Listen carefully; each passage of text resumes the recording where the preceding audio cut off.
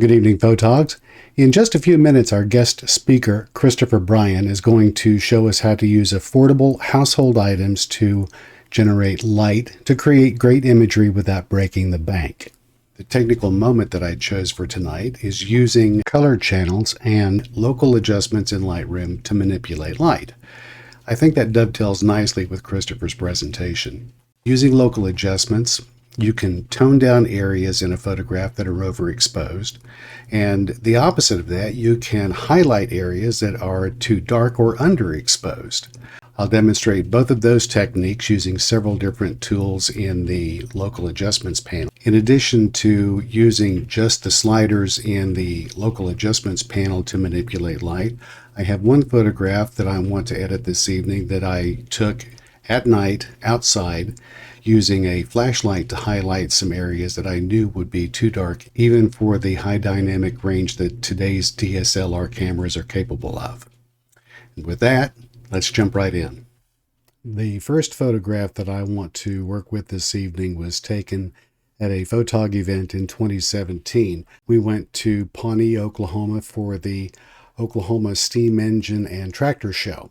This particular photograph is an excellent candidate for a black and white photograph because of the vintage steam machine and the farmer in his bib overalls. Before I do that though, I want to darken the sky without darkening or without reducing the exposure on our farmer. Because of the smoke in the sky and the absence of any clearly defined clouds, I think what I'm going to do is create a mask of the farmer, invert that, and then do an intersection between that and the farmer, and that will, well, let me just show you. Select subject. Selects our farmer and the wheel. Now let's invert that. I think I'm going to drag this out so it's easier to see. Now let's go to the ellipsis and let's invert this. Let's go back to the ellipsis and tell it to intersect mask with linear gradient. We'll create a linear gradient, drag this down,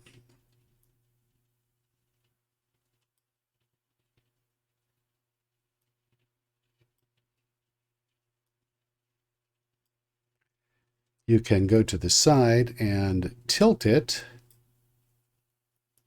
drag it again, and now what we've done is selected the sky without selecting the farmer and without selecting any of this area down here that we want to darken.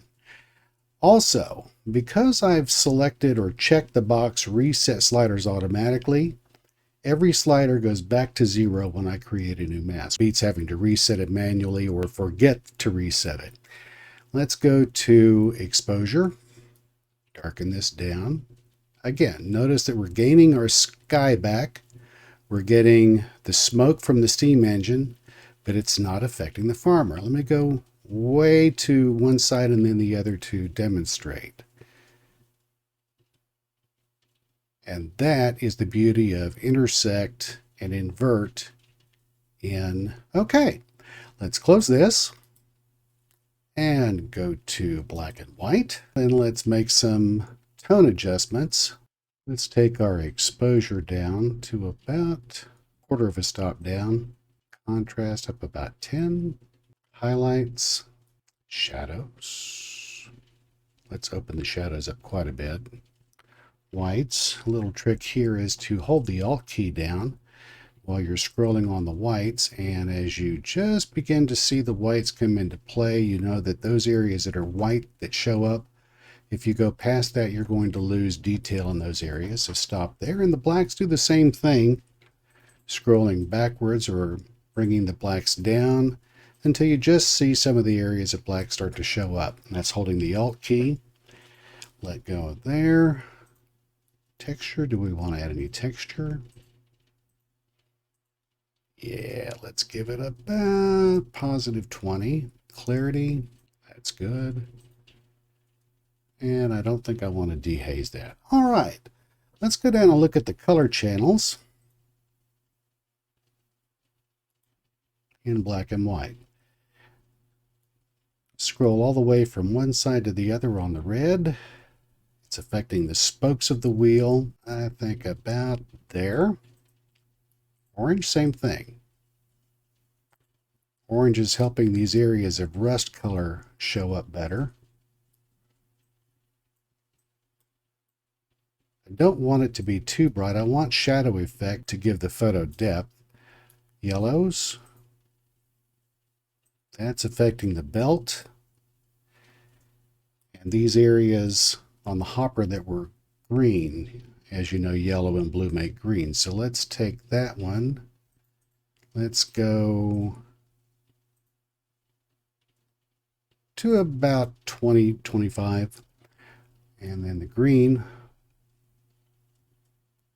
that's mostly affecting the trees right about there. Let's go to 68. Aqua out there. The blue is going to really affect his coveralls in the sky. That's about right. And that does it. Now that I've made those changes to the color channel, I think I'm a little overexposed. Let's go back to the basic panel. Take the exposure and let's go down a smidge to about -45.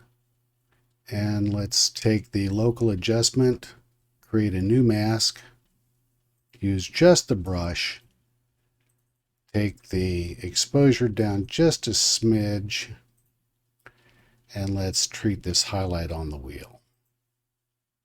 Take it down a hair more. That's much better. Okay.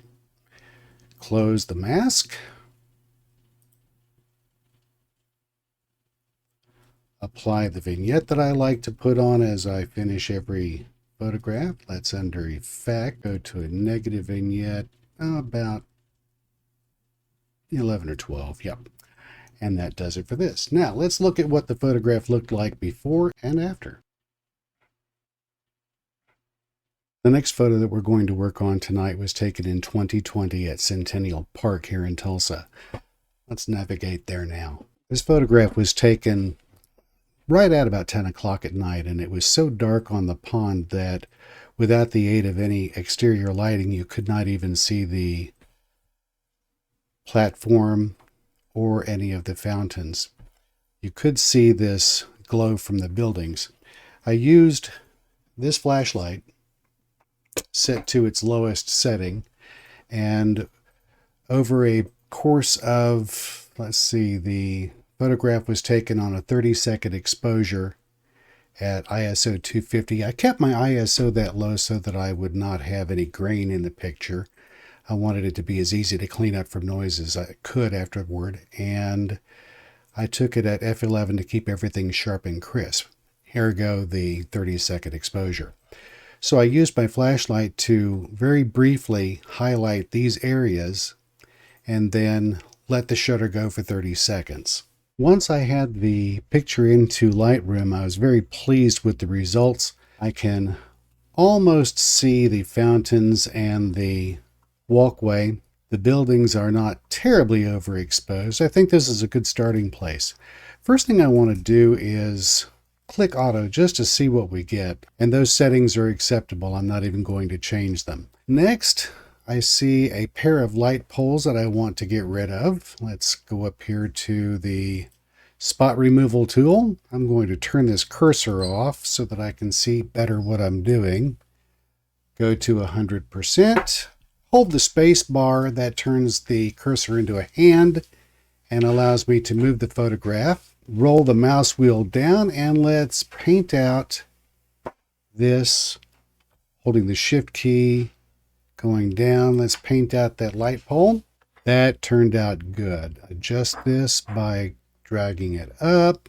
Excellent. Now let's get rid of the other light pole. Holding the space bar down, drag over, and roll the mouse wheel. Single click. That will get rid of the head of that light. Now, let's go down and get rid of the base of this. Click one time. That's good. And click one time here. A second time holding the shift key down to get a straight line. And that should be good. I like that. I see a spot here Go back to the spot removal tool, roll the mouse wheel forward, click one time to do away with that dust spot, and we're finished with spot removal. Let's take this back down to fit. Yes, that looks good. Let's take a little bit more of these highlights out of these two buildings. That's good. That did not affect the rest of the photo. Let's take the local adjustments, click on linear gradient, drag down from the top, and reduce the exposure of the sky. A little bit more. Now let's do the same thing from the bottom up. New mask, new linear gradient, dragging up from the bottom. Let's increase that exposure just a tad. Good, good, good. Let's close that. Look at what we've got. I like that. Now let's go to black and white. And now let's dodge and burn. I think I want to make these trees a little bit brighter. I want to add some contrast. Create new mask, brush. Brighten it up. Let's see. I think I want to make my brush a little bigger. Give us add. Click. Good. Click. Click. Let's reduce that just a little bit. Subtract, brush, subtract. Let's create new mask, brush. I'm going to take this off the side and exposure up just a touch. Yes, that's it. And there we go. All in all, I think that's a very good, fast edit. We added some light before we ever started by using the flashlight on these 4 areas. We used 2 linear gradients, one from the top, one from the bottom, to decrease the exposure, to increase the exposure, and then added some dodge and burn highlights in the photograph. In all, I think that's a pretty good edit. Now let's take a look at the before and after. Before and after. Before and after. It is incredible what you can accomplish with Lightroom by adding some light or adjusting the exposure, if you will, and then adding some shadows and highlights by adjusting certain areas of the photograph with the local adjustment tools. And that does it for tonight's technical moment. I hope you've found this video useful. I hope you enjoyed it, and I look forward to seeing you again same time next month. Goodbye.